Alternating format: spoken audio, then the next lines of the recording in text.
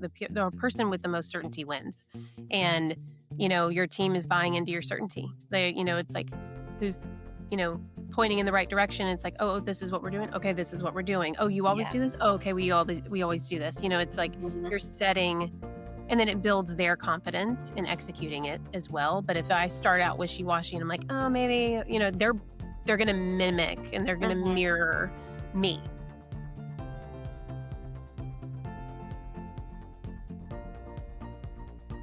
Hello, and welcome to Build Your Remarkable Practice podcast. This podcast is dedicated to chiropractors who are in the seasons of launching and building their practice. Join myself, Dr. Lona, and my co-host, Dr. Bobby, as we have conversations each week as it relates to building the practice of your dreams. And remember, you can have a remarkable practice as part of a remarkable life, not instead of one. We're here to lead you on the way. Okay, welcome back to the Build Your Remarkable Practice podcast. I am here with a beautiful, amazing chiropractor I've known for, I was thinking about it this morning, Denise, almost 10 years now. Wow. And she has been in leadership for chiropractic for a long time. She has a beautiful family, beautiful practice. And I know it's not always easy. So we're going to have a real conversation today about building a team and a life and a family, and some of the reflections that we both have had in putting together great teams. So welcome to the show, Dr. Denise Weber. Thanks for having me. I'm so excited to be a part of this with you, Lona. And I was thinking about it too. I was like, we've been on a journey together. Yeah. Back with Marco Polos and everything. That's right. I know. I think that was 2017 when we met. So I know. Yeah. That doesn't feel like it was that long ago, but that was 9 years ago. I know, right? Because it's like, isn't it only like 2022? I'm not sure exactly. The last 10 years have flown because we've been having kids and building practices and totally. Yep. Yes. On the journey, but I'm here for all of it. So yeah.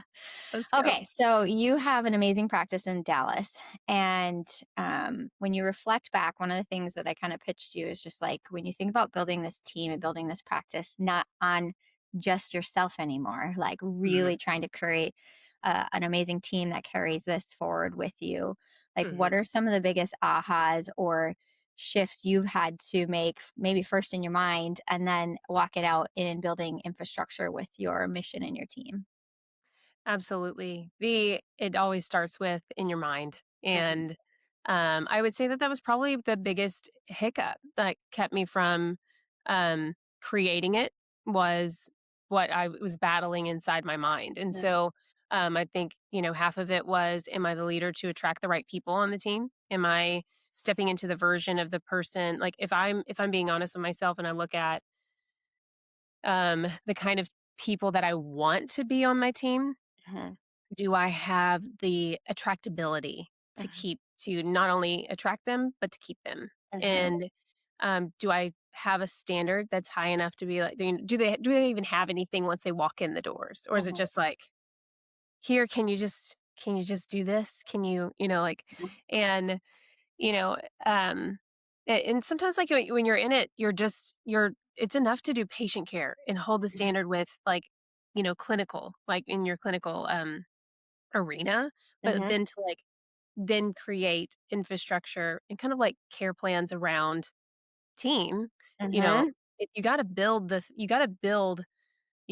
legs to stand, to hold the standard. And so first you have to choose it, and that was the mental game. So for me, I was like, I have to step into being the person that good people would want to be around.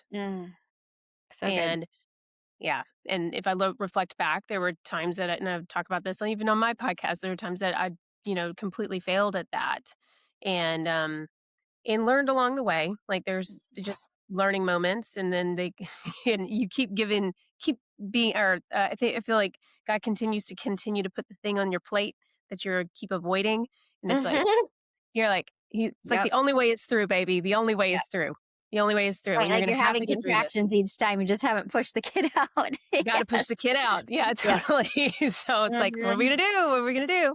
And it's just that meant that, and then the courage to walk it out. It's like, I'm going to perfectly walk this out. I'm going to perfectly step into who I know I'm meant to be to carry this, and then start building systems inside of it that, because it's not the people, are the people, that you hire and the team that I've hired execute the systems that are inside my Mhm. practice.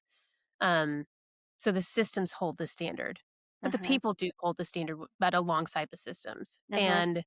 And once I stop saying the people need to be holding the standard, yes, they do. But at the same time, like as the leader, I have to build the infrastructure and systems around it so that they just come into Naturally. it. So if I have people who are leaving the team and people that are coming on to the team, it's like they're just coming into they're coming into that system. It's not a jolt, and it is not like this huge earthquake of a feel when someone Mhm. exits or when someone comes in. Um, it's this smooth exit. This is smooth entry. And so Uh-huh. that's what I feel like the blessing of having a system is. That's good. You said two things I want to like double click on. One, like essentially, and I have this sensation often, whether that's with building the team or in coaching, that a lot of what we do in patient care, in creating the patient experience and the systems that allow for this like flow of what the patient experiences is not so different than what we do when we are interviewing someone to come on to the team. It's kind of like a day one. And, Mhm. you're like, I'm going to learn about you and I want to know what your goals are and what do you bring to Mhm. the table or what's your history. Mhm. And then I'm going to talk about us and what we can do together. And that's like where we're figuring out if we're actually going to link arms. And then the care plan is essentially Mhm. like, what is the role? Here's when you're going to need to be here. Here's the time commitment. Here's the energy commitment. Mhm. Here's the contract, if you will. Right. Yeah. And then our quarterly board meetings and our meetups and stuff like that are really like those reevals. Progress exams. Yeah. Exactly. Yeah. 30, Yes. 60, 90. Like, how are Yeah. we doing on this journey? Yeah, totally. Totally. So there's And a then lot of, having yeah, a lot of synergy in when you learn to do patient care well and have systems around it. Now you're like, now I just need to create those same systems, but for my team, essentially, right? Mhm. Um, yeah. So I think that is something for us to reflect on. And then the other thing you said is like, which of course I 100% agree with, which is it has to happen in your mind first. And I don't know if you had this feeling, but often when I'm hiring for a new role, right? Like we haven't had this role before because we've expanded or what have you. And I think I've learned over the years now of how to get better at this, and also to just recognize this within myself. But that's always for me the most like where I have to do a gut check of like, am I fearful about this role because it's new, and do I believe that this is really the right move? And if I don't get clear on that, then of course it's setting up the like circumstance for it to not necessarily go well because I don't have Mhm. clarity or Mhm. conviction around the role yet. Yep. Therefore, it's more shaky, right? Yeah. Oh, yeah. Oh, yeah. Well, I mean, it's like you have to have certainty. Mhm. People buy into your certainty. And, um, you know, or even like talking to people or hearing this even on, I feel like I've heard this in different conferences and different podcasts and whatever. It's like the person with the most certainty wins. And, your team is buying into your certainty. It's like who's, you know, pointing in the right direction. It's like, oh, this is what we're doing. Okay, this is what we're doing. Oh, you always Yeah. do this? Oh, okay, we always do this. It's like Mhm. you're setting, and then it builds their confidence in executing it as well. But if I start out wishy-washy and I'm like, oh, maybe, they're gonna mimic and they're gonna Mhm. mirror me. And Mhm. and so it's important for me to have complete buy-in on what I'm executing and what I'm asking them to do. So good. So walk us through like, because we're all growing all the time, our vision's always evolving. So when you're moving your team and yourself to this next level, what are some of the things that you do to get yourself in a place of certainty so that you can come across very clear for your team and they can Mhm. buy in from your confidence and therefore borrow it until it becomes their own confidence? Yeah. It's a good question. I do this, if I don't have complete buy-in, I can't sell it. And so like I just did this with our visioneering meeting. Say just, it feels like we just started the year. I don't know Yeah. about you. It's like Yes. this complete time where we're in May. How did Yeah. this happen? I know. Anyway, Yes, back in January when Mm. we had our visioneering meeting, I prepared for like I was like, guys, like this is a pivotal year. We're scaling. We're going from X amount, we're going X amount to X amount, right? Mhm. And I mapped it out. So in the preparation is where I get my certainty. And Mhm. so when you don't prepare, then that's you're missing out on your team's buy-in. And so Mhm. for me, I like my preparation is what felt my certainty. And so as I was preparing the slide deck and I was preparing all the like this is the roadmap in which we can go because I wanted them to not feel like more growth equals more work for them. Mhm. I was like, I wanted to show like, hey guys, like these are little tweaks and little lever pushes that Mhm. we're already doing.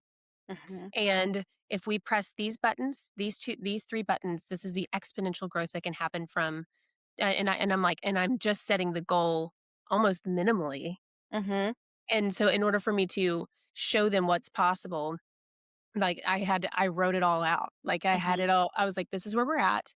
This Mhm. is this is what can change if the docs do this and our marketing team does this and I'm like, can you see this? Like this is where we can go and we all are going to benefit from taking it to this place. What took us from Mhm. here to here, could be it was a grind. It felt like gritty. It felt Yep. like a lot of effort. And now what I'm telling you is that what we have in place, if I just press here a little Mhm. bit more, it's not a huge push and a huge growth or huge effort.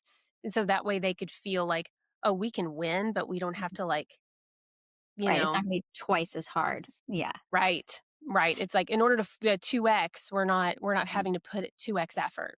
Yep. We Yep. just need 2x And buy-in. 2x yeah. buy-in.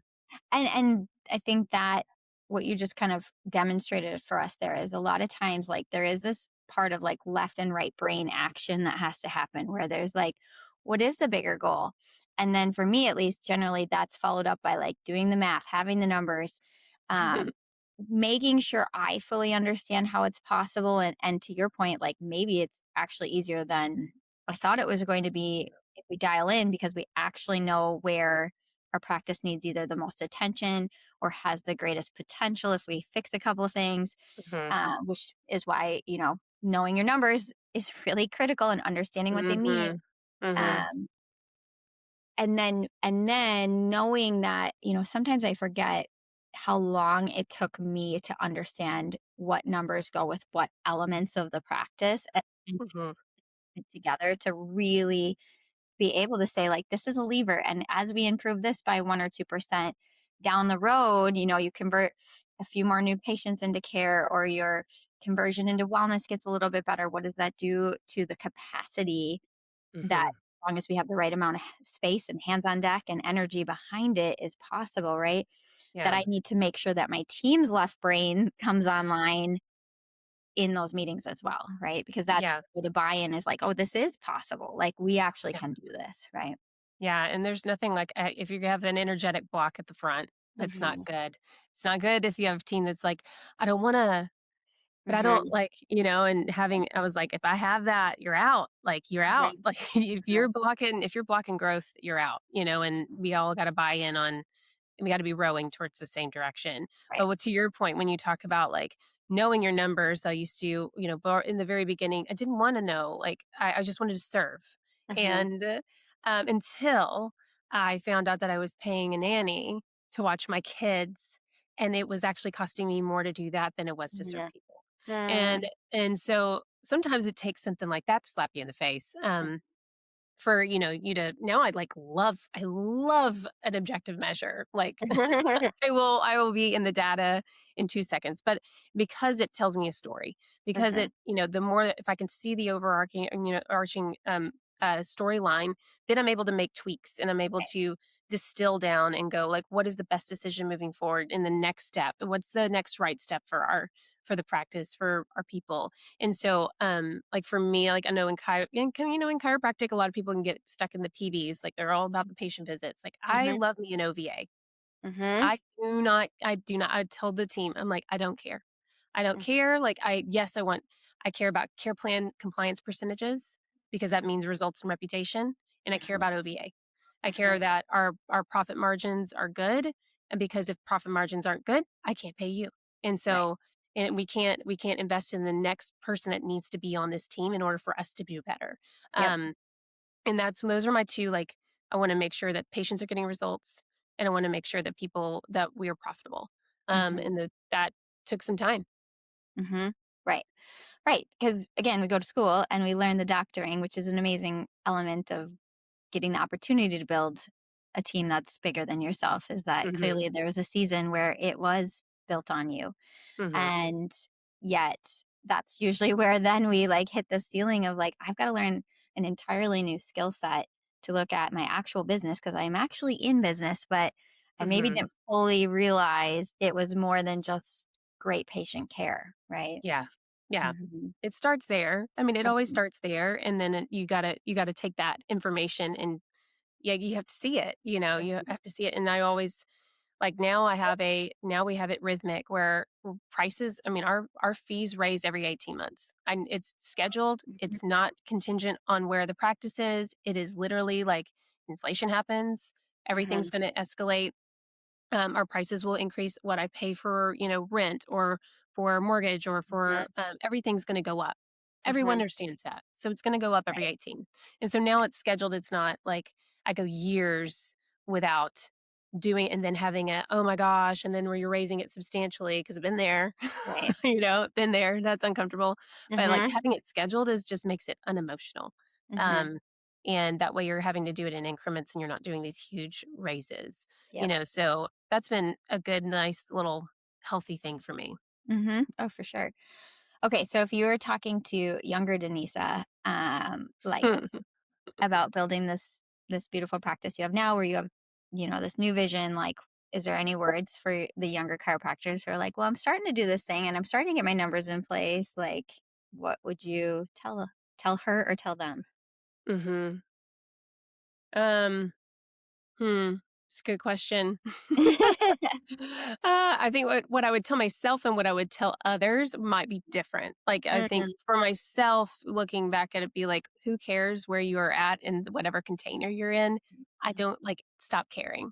mm, Stop caring about stop like feeding your comparing. ego or like Mhm, comparing yourself or trying to like be in a certain like whatever. It's like if I were to have just focused on what I was doing, I could have grown differently. And mhm, so instead of just, I don't know, like achieving in a different arena that didn't matter.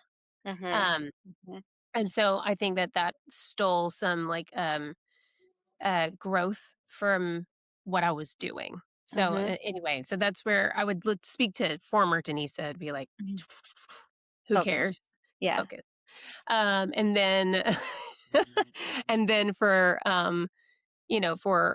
Kairos that I think are in the beginning of practice is just like, I don't know, like I hate to put something so vague out there, like, but All good. I would be focused more on OVA. I would just Mhm, really be focused on, um, I think, what I feel like God's giving me this now, um, is start, your fees need to match the value of what you bring to the table. mhm, And too many times I see chiropractors like just lowering the bar. Like they're like the fees are like just astronomically low. mhm, And maybe that's just like you're just trying to figure it out or whatever. But like what we bring is insanely valuable. mhm, Um and to like give it out for free, to give it to do this low whatever, it shows how you value it. mhm. And I feel like That's you're good. teaching people how to value chiropractic, and it's like if it's for 45 a visit, then Mhm, mhm, like, and and that obviously it depends upon where you're at. Like here it would be astronomically low, but I mean somewhere else that could be that, that's a standard. mhm. But like, I mean, we want to not you need to look at how you value what Mhm. you bring to the table, because I feel like Right. we just have so many bleeding hearts, like so many people that just wanna give it and just wanna give it Mhm. away and see the power of chiropractic and change lives, and that's great, and at the same time, they miss out on the opportunity because sometimes the transaction is the transformation, And the Right. price of what you and the value that you put out there, some people are like, you know what? I value it enough to not have something for a month in order to have this. And Hmm. we don't want to take that away from people having the buy-in for their own care. Yeah, that's great. So true. Yeah, I think we've all had that experience too, where you realize I'm giving this away because I either care more that you get it than you do yourself, right? Yeah, that And that never doesn't goes well. serve the person. Yeah, that doesn't serve the person either. Mhm. So good, Denise. I'm sure like that last bit we could unpack for an entire episode as well. Yeah. Just the like psychology behind like how to get your mind right about that, right? Mhm. Um, but thank you. You've given us a lot to like think about. And I think just recapping, like it has to start in your mind first, right? Mhm. And that's all these different parts. And then really bringing in that clarity to your team of what is the win and how do we all win? And logically also, like, how do we get there? Right. Like Yeah. looking at the numbers, looking at the stats, helping them see how that it's possible, which starts with you having that time to do it yourself, right? Mhm. Being Mhm. afraid to charge what you're worth because that And that allows way you your to team. flex. Yeah, Right. and your team like, the thing is, like, I mean, how can you teach a CA to do a financial? Hmm. If if you're like, "I don't know, you have the conversation." Hmm. Right. For sure. Because you're 100. uncomfortable with money Mhm. and, then you're teaching them how to be across the table and, how to value it. I will say, just to add on to that, Mhm.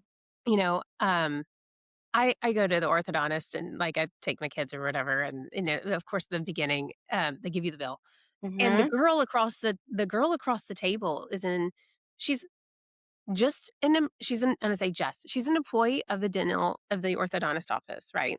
Right. And on this plain Jane piece of paper printed out on a printer, like, it's nothing stylish, it was nothing, like, aesthetic, it was nothing like, I'm going through my communication, like, I'm gonna it's like an unveiling and, like, "Here you go, and Mhm. this is what it's valued at." She's just like, "It's 7,400 for the first set of Yes. braces," and it's like, "Here you go, here's your bill, how do you wanna pay for that?"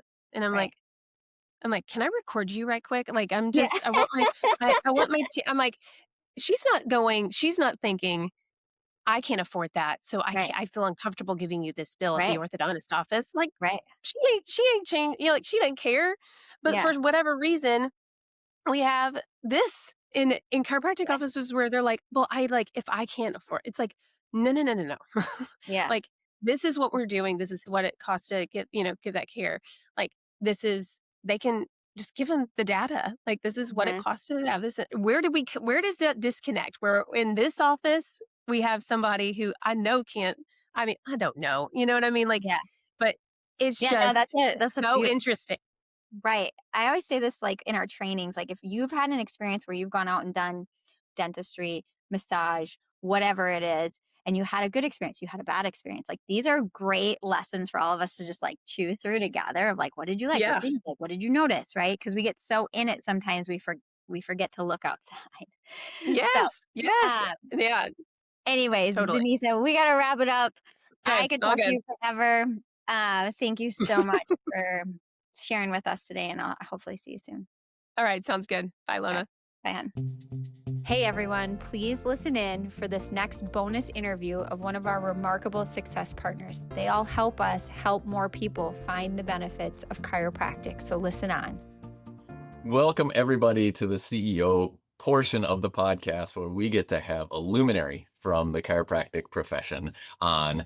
I will say personally, I've known Dr. David Fletcher from CLA since 2008. I've had the honor of having him as a coach. I've had the honor of having him as a colleague in this profession and really a luminary as far as a thought leader in chiropractic. And I'd like to say I also have the honor of calling him a friend. So Absolutely. if you have not known of Dr. David Fletcher, you're in for a treat. If you already know of Dr. David Fletcher, that's probably why you're listening right now. And just make sure you have your notes out. Make sure you're ready to learn about how to communicate chiropractic and how to utilize technology to serve the purpose of your practice. So, Dr. David Fletcher from CLA, just introduce yourself briefly to the group, and then we'll get right after it. Well, it's a pleasure and an honor to be here. And most importantly, what I love to begin with people when they ask that question is I'm a chiropractor and I love being a chiropractor. And I think that my journey, which has intersected with yourself, TRP, CLA, and otherwise, has really embellished the relationship of the unique experience that we have a choice to embrace as chiropractors. And I thought we'd spend some time today, and it'll uncover who I am, really focusing on this principle of the cultural authority that we as either chiropractors embrace or we let dissolve around us. And so my journey was really one that busy guy in practice, didn't necessarily always know how to scale. I just took everybody and did a family practice, and which was wonderful. I have a background in some research advocacy and otherwise. So I was always on the hunt to know objective data that validated what we had, that was reproducible. And I came across the Christopher Kent and Patrick Gentempo, who were my mentors in the early days, and they had begun with Chiropractic Leadership Alliance, or CLA. As time went on, I became their academic advisor. I became their communicator, and I met so many wonderful chiropractors along the path. Eventually, I took over CLA, and that was years ago now, 15, 16 years ago now. And as a result of that, I've had a wonderful ability to have that interface between technology, the principles of chiropractic, and the ability to watch the practices represent that through the growth and dimensions of growth. I love that. So in the TRP ecosystem, we talk about the practice systems of attraction, conversion, retention, team building, and collections. There are also seasons of practice, from launching a practice to building one to scaling one, and then ultimately to exiting. As personally in my practice, I've utilized the CLA scanning technology since 2008. So I realize I'm coming to this with like almost a curse of knowledge. But for those that are listening that don't have that might be in, that have needs in any of those 5 domains, or if they're looking to move from build to scale, or maybe they have an eye on exiting, or shoot, how do I launch? Maybe if they're coming at this from a completely, like, they don't even know what we're talking about standpoint, please just take a second to talk about what is the technology that Chiropractic Leadership Alliance, that CLA, has, and how can it be utilized in a practice? Well, the intention was originally not to necessarily have a technology to sell. It was a technology to communicate. And the reason that that was so powerful was that this cultural authority that I was talking about was getting dissolved. And we are starting to recognize chiropractic as more of a spine therapeutic rehabilitation model. When in truth, the philosophical model that drove us to begin CLA and to embrace that message was the principle of neurocentricity, meaning everything that we function in as human beings is relatable to the clarity within our nervous system, or coherence as we have it. So we wanted to help people understand that the impact of a vertebral subluxation went far beyond the spine, but was the source of the eminence of the expression of potential. And so we said, how can we identify where there are interference patterns within the central nervous system? So we focused primarily on the 2 largest divisions. Sensory is more subjective. So what we did was we focused on the motor nervous system by identifying how to read EMG as it relates to energy expenditure. And then we looked at the autonomic nervous system in 2 dimensions, one, the global set points, and we pioneered heart rate variability within chiropractic. And then we also utilized thermography to look at the spinal connection to the control of the organs and glands through the autonomics. To put it very simply, our 3-tech scanning gives you a 360 view of the ability of that person to interpret themselves in their environment and how much it's costing them to be out of sync with their environment. And it's a beautiful piece of technology. Yes, that's great. And I loved what you said there, where we didn't create technology to sell, we created technology to communicate. And that's, from within the practice is what you're speaking of. It's not about how to sell more care plans. It's not at all. How to communicate with clarity what's going on in the nervous system. And I'll tell you, having certainty in communication is one of the biggest ways to retain people in practice. And this is one of the Yeah. biggest pain points that we have in chiropractic is there's a lot of stuff out there about attraction. There's a lot of stuff out there about conversion and helping people commit to care plans. But in the retention world, yes, through remarkable practice, we have a whole set of systems on how to retain well. But at the core of that is having certainty in your communication with people. And I know for my practice, boy, the technology has paid for itself time and time and time again. If all I looked at was retention, not including attraction when I use it screenings, not including conversion when I'm able to communicate with people in their early care as well. Let's talk a bit from the business owner side of things, from scaling your practice, and Yeah. by that utilizing, leveraging team where perhaps you were doing something before. Can you speak to the technology's power within a practice to allow the owner of the practice to leverage this technology and their team to take the practice to another level?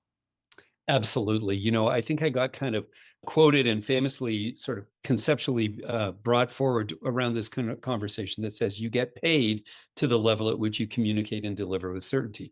And one of the things that's so critical is that we're doctors. And what we are clinical scientists, each and every one of us. And what we actually get paid for is not identifying where a subluxation is or identifying where a problem is that we can interact with, but how we can manage a care plan. And to do that, what we need to do is have objective data that we can track and compare to, while at the same time bring our patients, clients, however we refer to them, into our world so they see that we have this tell, don't sell principle of what it is that we do.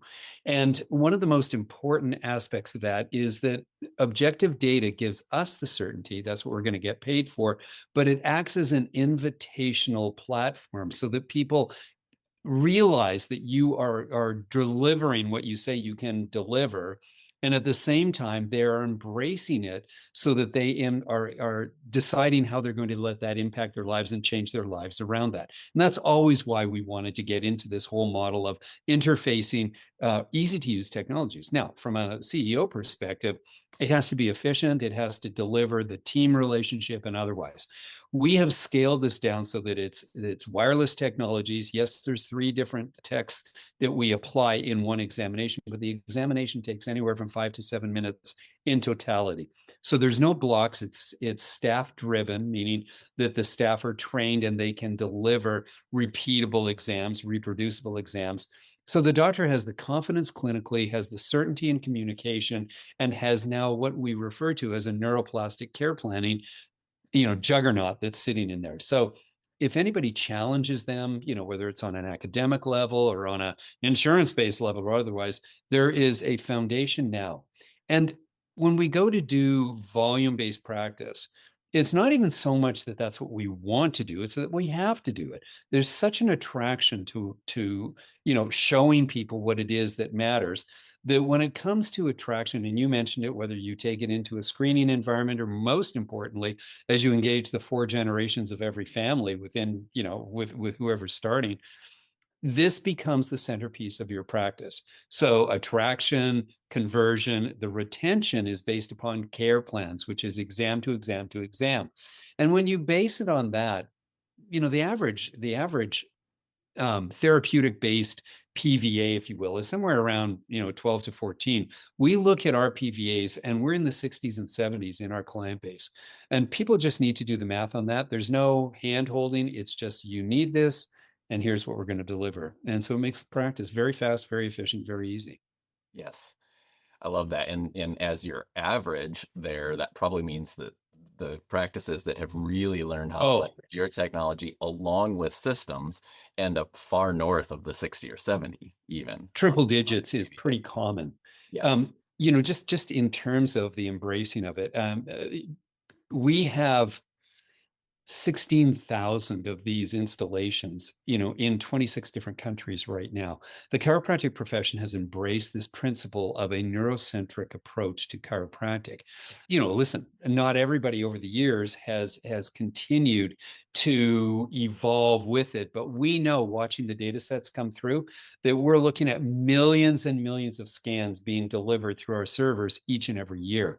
That means that there's millions and millions of people hearing the story of chiropractic through a neurocentric, philosophically right managed model. And that makes us very happy, but it puts a lot of people in front of chiropractors. Yes.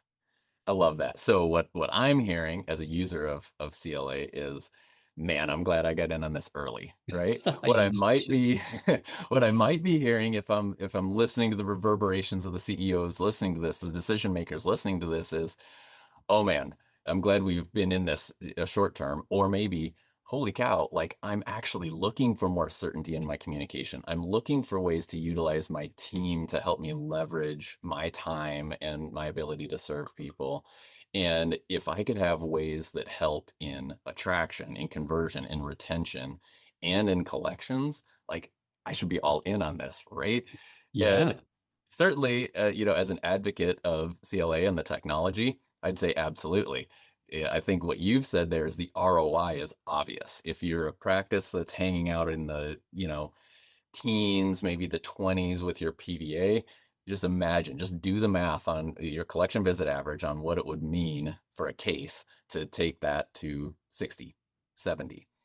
The ROI is obvious. And the how quickly you get that return back is going to be simply based on how quickly you train yourself and you train your own team systems to get this thing up and running and communicate it to your people. Well, if we're talking business and numbers, let me share with you. As I came on the call, I thought, let me take a look. So I had my team look in the server banks, and I talked about millions and millions of them, and we divided. It was real simple math. We just divided the number of clients that are actively scanning, not just that we've installed with, but actively scanning in this, and said how many scans across the universe are being done. On average, this is on average through our network, 126 scans per month. Okay. Now, on average, each one of those, and some people are charging $300 a scan and other people are charging $30 a scan. But on average, we recommend that there's whatever you charge for a cash visit is what you would charge for a progressive scan. So let's just go on the low side that it's $50.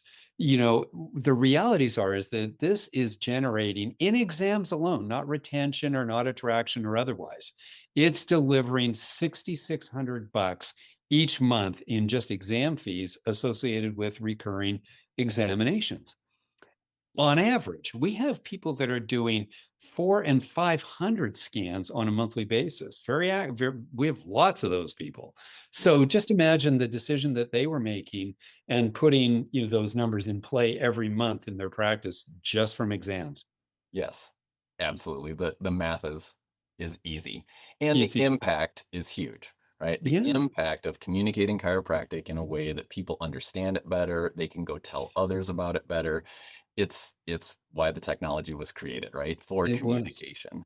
So at this point, hopefully people are wondering, how in the world do I get my hands on this stuff? So, thank you and CLA for being great success partners with the Remarkable Practice.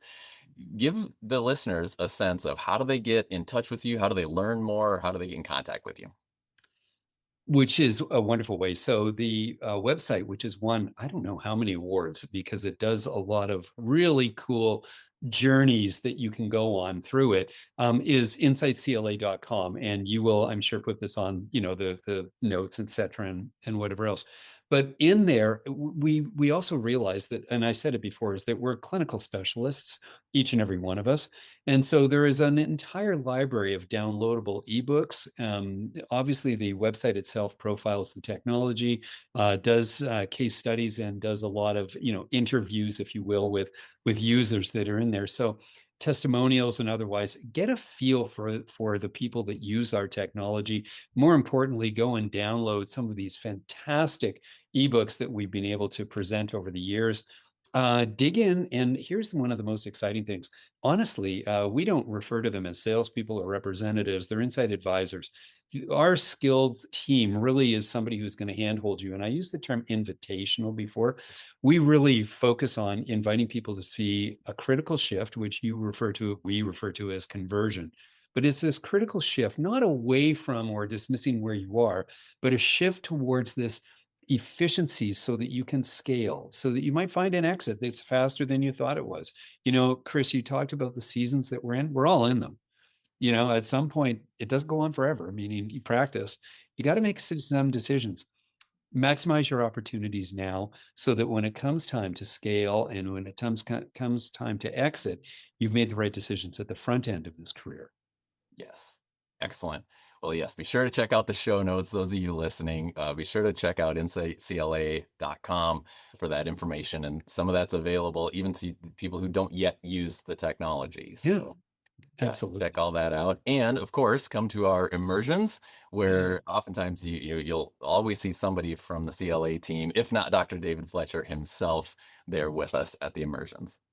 I absolutely circle each immersion on my calendar. CLA loves being along with TRP in its journeys, and we've been doing it. I think we were the first success partner that was associated with TRP. So we have a long and wonderful relationship with each and every one of the.